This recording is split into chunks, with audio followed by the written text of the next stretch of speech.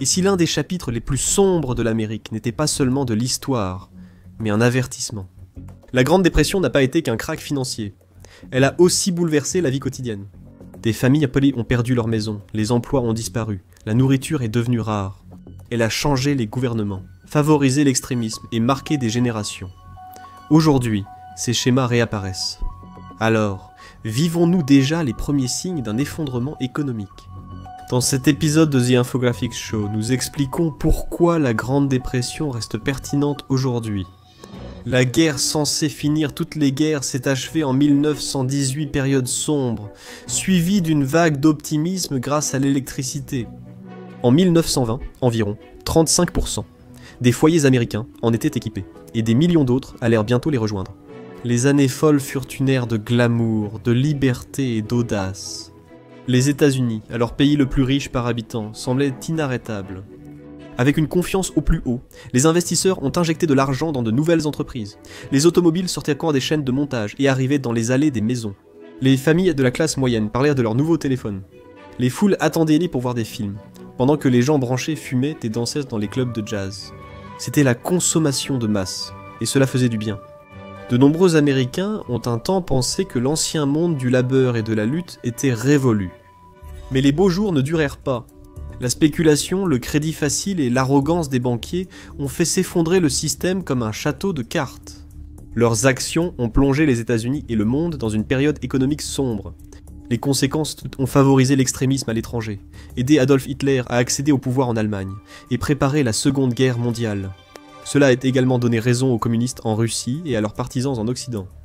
Tout a commencé le 29 octobre 1929, mardi noir. 16 millions d'actions ont été liquidées en une seule journée, déclenchant le krach de Wall Street. Dans les années 1920, les États-Unis prospéraient et la population voulait profiter de la consommation. Les entreprises ont accru leur production pour profiter de la situation, mais un problème subsistait. Beaucoup d'Américains ne pouvaient pas acheter ces produits. Les entrepôts remplis d'invendus ont fait baisser les salaires et accru les inégalités, créant un cercle vicieux. Vu de l'extérieur, l'Amérique paraissait inarrêtable, du moins un temps. Des histoires de gens transformant de petits paris en fortune faisaient la une. Les gens ordinaires se sont précipités vers la bourse, et les banquiers, qui ne voulaient jamais rater une occasion de parier, ont attisé la flamme en distribuant des prêts pour entretenir la frénésie. La recette était simple. Empruntez, achetez, attendez, vendez, encaissez, recommencez, puis prenez votre retraite jeune, les pieds en l'air. Mais à la fin de 1929, la réalité commençait à s'imposer. Les prix des actions avaient largement dépassé la véritable valeur des entreprises qu'elles représentaient. Ajoutez à cela quelques ventes paniques, et la bulle s'est transformée en instabilité. L'instabilité a mené à une ruée, provoquant un carnage financier. Alors que les actions chutaient, les banques ont racheté des millions de titres pour tenter de restaurer la confiance sur le marché. Mais l'argent qu'elles utilisaient ne leur appartenait pas. Il était à leurs clients. Quand le marché a chuté, les banques ont gardé des actions presque sans valeur, et leurs clients, eux, n'avaient plus rien. Les grands gardiens du capitalisme venaient d'incendier l'épargne nationale. Les banques ont fait faillite, des millions d'Américains ont tout perdu. À la Banque des États-Unis à New York, 400 000 déposants ont vu leur argent disparaître, et ce n'était qu'une seule banque. Près de 9000 faillites, soit environ 40% des institutions financières américaines se sont effondrées. Les entreprises ont également fait faillite, et le chômage de masse a explosé. Le cercle vicieux des consommateurs ruinés et des entreprises fermées a lentement détruit l'économie américaine. En 1929, 1,6 million d'Américains étaient au chômage. En 1932, ils dépassaient 12 millions, soit près d'un quart de la main-d'œuvre. Les industries se sont arrêtées. Dans certaines villes, les taux de chômage dépassaient 50%. Les plus pauvres ont été les plus touchés, sans filet de sécurité ni état-providence pour les aider. Perdre votre emploi signifiait aussi perdre votre logement. Vos économies disparaissaient, et dans les pires cas, des enfants mouraient jeunes de maladies liées à la malnutrition. Avec 25% d'Américains en âge de travailler au chômage, de nombreuses familles n'avaient plus rien. Pour de nombreux Américains, la Grande Dépression a été un choc brutal. Un peu plus de 10 ans plus tôt, 2 millions d'hommes ont combattu en Europe, et près de 116 000 ne sont jamais revenus. Cette guerre devait ouvrir une ère progressiste, de démocratie moderne et de prospérité. Les soldats et leurs familles étaient désormais sans ressources. À l'été, 1932 environ, 43 000 anciens combattants, familles et alliés ont manifesté à Washington. Ils demandaient que leur certificat de prime de service, bien qu'il ne soit pas encore exigible. Jusqu'en 1945, les anciens combattants ont installé des camps, mais la police les a chargés avec des matraques et des gaz lacrymogènes. Des tirs ont éclaté, tuant 2 manifestants. L'armée est alors intervenue avec infanterie, cavalerie et chars. Le camp a été laissé en ruine, les tentes brûlaient et des dizaines de personnes étaient blessées. Lors de la campagne de 1928, Herbert Hoover afficha un optimisme et promit un avenir meilleur. Homme d'affaires et millionnaire autodidacte dans l'industrie minière, Hoover croyait profondément à l'économie du laisser-faire. « Laissez le système s'autoréguler », disait-il. « N'intervenez pas auprès des banques ou entreprises, la prospérité reviendra ainsi. » Il pensait que l'individualisme extrême était la bonne voie, rejetant l'idée d'un État nounou. Même au plus fort de la dépression, il insistait pour que l'aide aux pauvres vienne des œuvres de charité et des communautés locales, et non de Washington.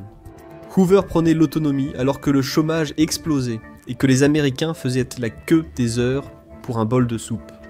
Pourtant, il a essayé. En 1929, Hoover a lancé la loi sur la commercialisation agricole.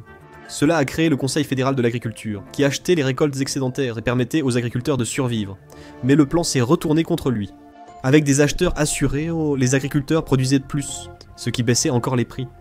Au lieu de sauver l'agriculture, cela n'a fait qu'aggraver la crise. Et en 1930 est arrivée la loi tarifaire Hawley-Smoot. Cela a augmenté les droits de douane sur plus de 20 000 produits importés. L'idée était de protéger l'industrie américaine et de forcer les gens à acheter américain. D'autres pays ont répondu par leurs propres droits de douane. En 1934, les exportations américaines se sont effondrées et le commerce mondial avait chuté de près des 2/3. Les agriculteurs et industriels américains, autrefois dépendants des marchés étrangers, se sont retrouvés paralysés financièrement. En 1930, Herbert Hoover a mis en place le comité d'urgence pour l'emploi, exhortant les États et les entreprises à embaucher. En 1932, il a fait adopter la loi finançant des travaux publics via l'aide d'urgence.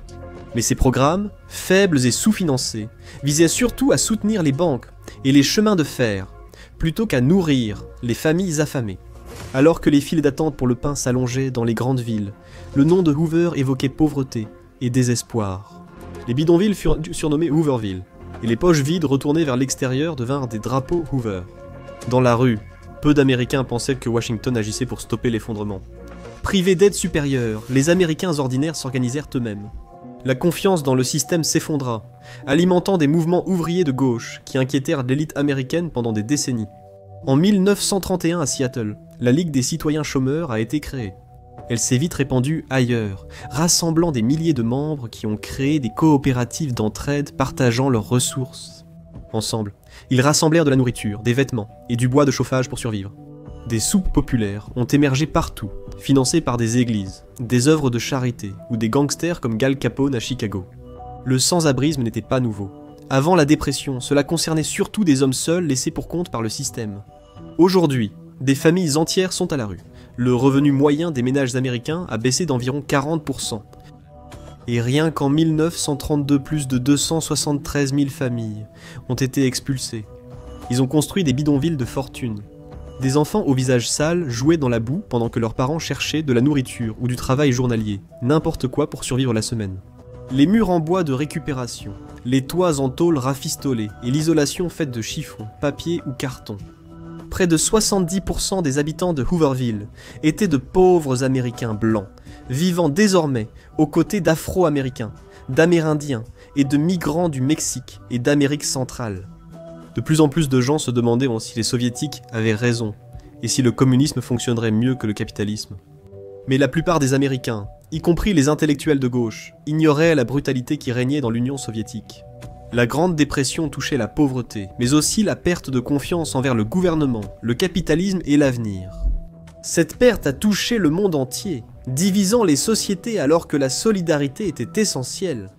Le pays a dû verser d'importantes réparations, céder des territoires et dissoudre son armée. Des dettes de centaines de milliards aujourd'hui. En 1929, l'Allemagne dépendait fortement des prêts américains. Quand Wall Street a chuté et que l'Amérique a exigé son dû, l'économie allemande s'est effondrée aussitôt. En 1932, 6 millions d'Allemands, soit 30% des actifs étaient au chômage. Dans ce chaos, Adolf Hitler est intervenu, lui qui était vu comme un agitateur marginal à la fin des années 1920. Ces critiques du capitalisme en 1928 n'attiraient que peu de monde, alors que le parti nazi n'obtenait que 2,6% des voix. Mais alors que l'Allemagne touchait le fond, au début des années 1930, son message de renouveau national commença à trouver un écho. En juillet 1932, les nazis remportent 37% des voix, devenant le principal parti d'Allemagne. Adolf Hitler a promis emploi, nourriture et fierté nationale. Et cela le rendait utile non seulement aux élites conservatrices allemandes, mais aussi aux puissants intérêts étrangers, qui craignaient le communisme comme la peste. Les grandes banques et entreprises occidentales aux États-Unis et en Grande-Bretagne ont investi et commercé avec l'Allemagne d'Adolf Hitler, non pas parce qu'elles ignoraient son extrémisme, mais parce qu'elles voyaient un profit dans un rempart contre le communisme. Bientôt, le monde appelait l'Allemagne le pays des miracles économiques. En Occident, l'antisémitisme, la brutalité et le fanatisme d'Adolf Hitler ont été ignorés. Tout ce qui comptait, c'était qu'il semblait tenir bon face à la menace rouge. La Grande Dépression a favorisé l'émergence des extrémistes politiques et leurs promesses. Et c'est à quel point le système était fragile. Les gens désespérés font des choses désespérées, surtout quand le système semble truqué contre eux. Et nous voilà, en 2025, après 2 des plus grands transferts de richesse des pauvres vers les riches que le monde ait jamais connus.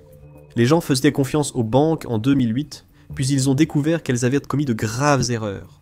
Alors que le sang séchait à peine, le château de cartes s'est à nouveau effondré pendant la pandémie. Pour beaucoup, le système paraissait truqué. La confiance envers le gouvernement et les médias est très faible. De plus en plus de jeunes meurent de maladies inhabituelles. Pour la première fois, l'espérance de vie baisse aux États-Unis. Les magasins ferment chaque semaine, tandis que dans les quartiers pauvres, seuls prêteurs sur salaire, prêteurs sur gage, magasins d'alcool et associations caritatives prospèrent. D'après le rapport sur la richesse mondiale de UBS en 2023, le 1% le plus riche détient près de la moitié de la richesse mondiale, soit environ 214 000 milliards de dollars.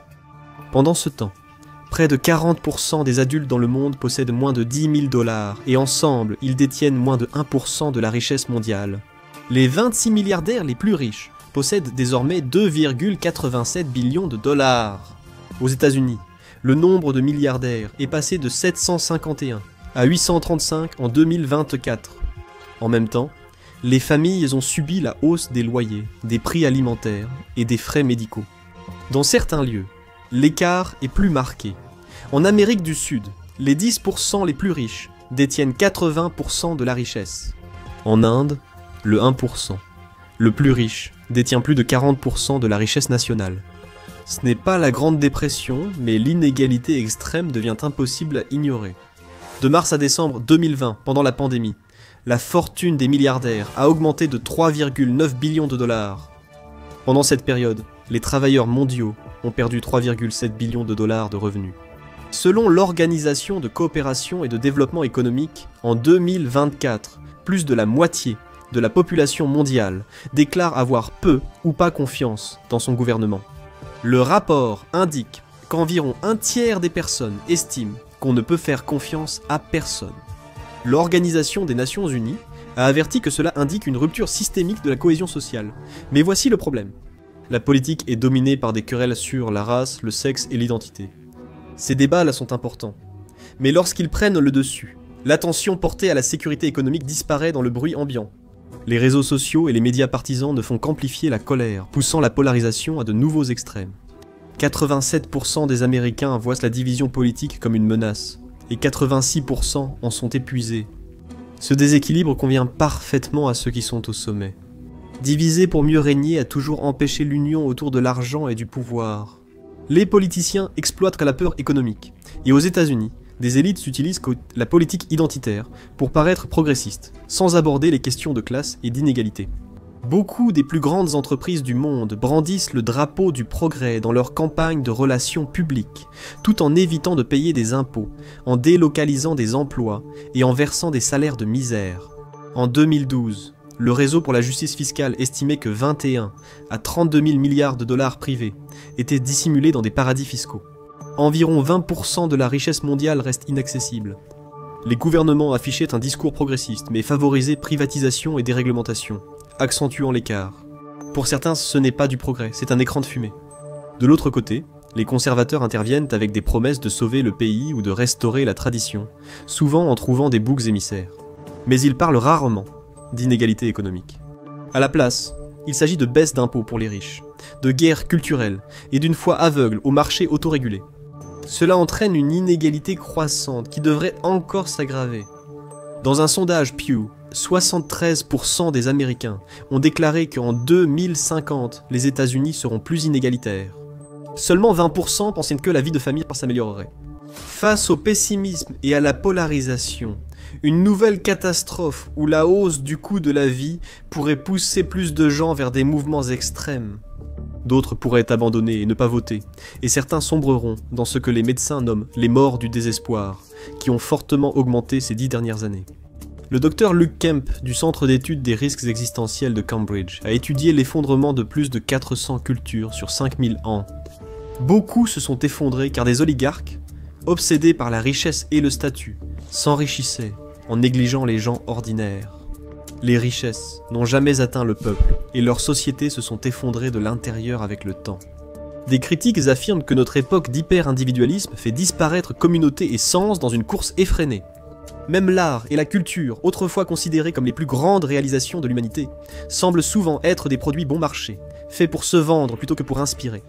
Le docteur Kemp prévient que les élites s'accaparent la richesse du peuple et les divisent. Ils pillèrent la terre, taxent les citoyens pour des guerres profitant à une minorité, et leurs sociétés finissent par se fissurer. Autrefois, l'effondrement conduisait parfois au renouveau. Mais aujourd'hui, dans un système mondial, armé de bombes nucléaires, dépendant de réseaux fragiles et piégés dans des luttes de pouvoir changeantes, l'effondrement pourrait signifier quelque chose de bien pire. La fin de la civilisation. Peut-être que ce n'est pas aussi grave. Chaque époque a eu ses propres peurs de fin du monde. Si les inégalités et la polarisation augmentent, et la confiance baisse, l'avenir pourrait être sombre. La confiance dans le système, sa sécurité, stabilité et culture partagée est au plus bas, un signal d'alarme à ne pas négliger. Si l'histoire se répète, demandons-nous, comment était la vie alors? Regardez la Grande Dépression. À quoi ressemblait vraiment la vie pour voir la réalité que les gens affrontaient?